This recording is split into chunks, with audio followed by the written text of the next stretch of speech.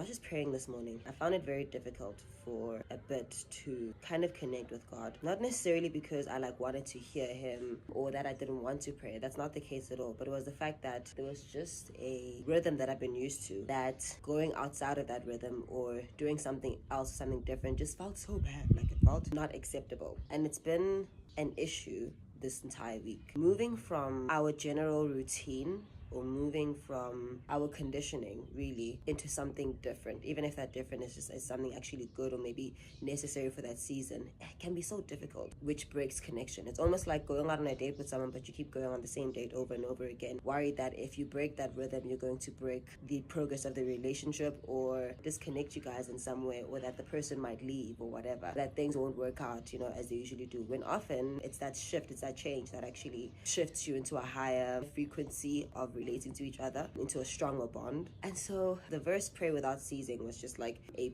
big verse for me today. And there was a time when I realized that praying without ceasing is especially in the way that we see praying, sounds pretty impractical. I'm busy, I've got things to do. And it's not like it says pray without ceasing unless you're busy, unless you're having a conversation or whatever. It's just pray without ceasing. But if prayer is a conversation, which I believe it to be, yes and more, but if prayer is connecting to God, it's a posture more than anything. And that's a big word for me. It's knowing that I can be in constant communication with God. It also says, if you're happy, rejoice. The Bible can be so simple to people who have overcomplicated it. And so sometimes, especially if you're happy, it doesn't mean that, oh, I'm so happy, let me go pray the way that I used to pray, or go down on my knees and put my hands together or whatever. If that's what you feel prompted to do, flourish, do it. But then sometimes I'm just so happy that I actually don't want to just come up with some profound sounding fabulous prayer. I just want to dance. I just want to be in God's rhythm.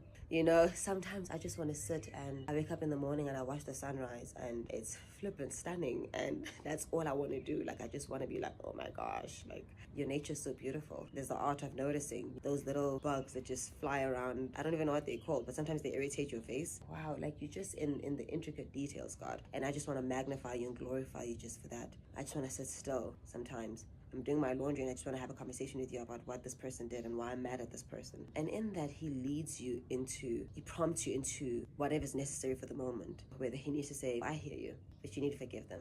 Well, I hear you, but maybe deal with the situation a little better. I love you so much. Thank you for noticing this amazing world that I created for you. God's presence can just turn you into such a poet, but I just think he's just so amazing in how simple he can be. He is the great I am. It's I am that I am. So he can be too complicated for our minds to fathom, but sometimes in the simplicity. Don't be so fixated on the complexities of God. Maybe in the difficult situations when he asks you to do a difficult task, that when he actually is asking you to simply be and to simply be in his presence, you can't fathom it, that you reject his presence and his love. He uses the foolish things to confound the wise. Let him do that and be that for you so that you can actually be authentically in his presence, okay? Go about your day and just pray without ceasing. Be connected with him through and through. He's ready to hear you. Everything is a note to self. All right, bye guys. Mwah.